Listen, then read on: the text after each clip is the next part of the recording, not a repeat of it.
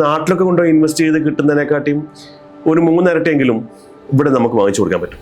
UAE ആസ്ഥാനമാക്കിയിട്ടുള്ള എല്ലാ major ഡെവലപ്പേഴ്സിന്റെയും project cell ചെയ്യുക എന്നുള്ളതാണ് ഞങ്ങളുടെ ഉത്തരവാദിത്വം. നിങ്ങളുടെ സ്ഥാപനം ആളുകൾക്ക് ഇവിടെ ഏറ്റവും കൂടുതലുള്ള ഒരു പെയിൻ പോയിന്റ് എന്നത്, ഞാനടക്കം ഫേസ് ചെയ്യുന്ന ഒരു പെയിൻ പോയിന്റ് എന്ന് പറയുന്നത് റെന്റലാണ്. നമ്മുടെ ഇൻകത്തിന്റെ മെജോറിറ്റി പാർട്ട് പോകുന്നത് റെന്റലിനാണ്.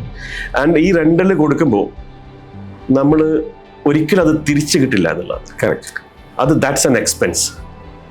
ഞാൻ അതിൽ ഒരു ബിസിനസ് കാണുന്നു. കാരണം ആളുകൾക്ക് ഈ റെന്റൽ ഫ്രീ ആക്കുക എന്നുള്ളതാണ്.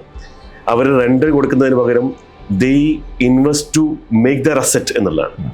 അവർക്ക് ഒരു അസറ്റ് ക്രിയേറ്റ് ചെയ്യാനുള്ള അവസരങ്ങൾ സൃഷ്ടിച്ചു കൊടുക്കുക എന്നുള്ളതാണ് എൻ്റെ ഉത്തരവാദിത്വം. അതിനെന്താണ് നിങ്ങൾ ചെയ്യുന്നത്?